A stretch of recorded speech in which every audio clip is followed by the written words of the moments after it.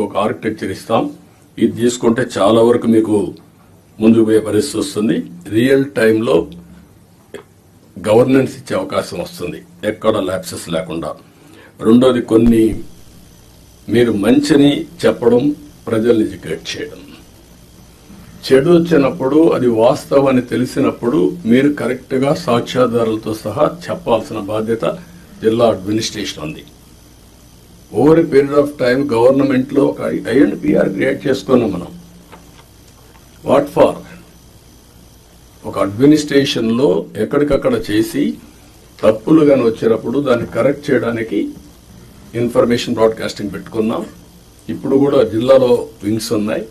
మీరు కూడా ఇది గుర్తుపెట్టుకోవాల్సిన అవసరం ఉంది. మొన్న నేను చూశాను బట్టిప్రోల్లో పోలీసులు అక్కడ చిన్న 2 గ్రూపులకు గొడవ జరిగితే వాళ్ళు అక్కడి దోచుకుంటే దానిపైన ఇమీడియట్ గా తెలుగుదేశం వాళ్ళు కొట్టారు, ఎస్ఐ చొక్కా పట్టుకున్నారు, కాలర్ పట్టుకున్నారు అనేసే పరిస్థితికి వచ్చారు.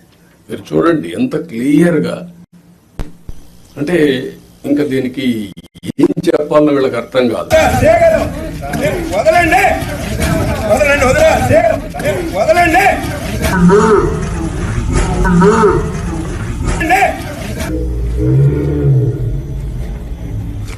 వదలమని అడుగుతున్నాడు.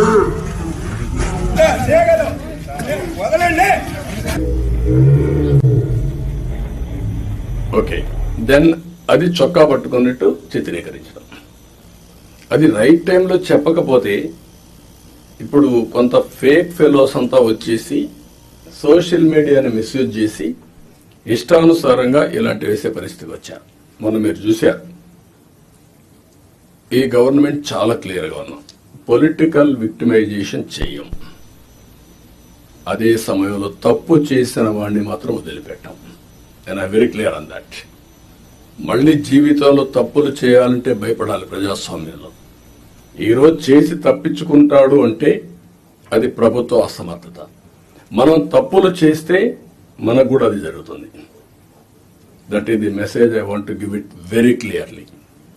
మీకు కూడా క్లారిటీ ఇస్తున్నాను. ఏ తప్పు చేసినా వదిలిపెట్టం, కానీ పొలిటికల్ విక్టిమైజేషన్ మాత్రం ఉండదు.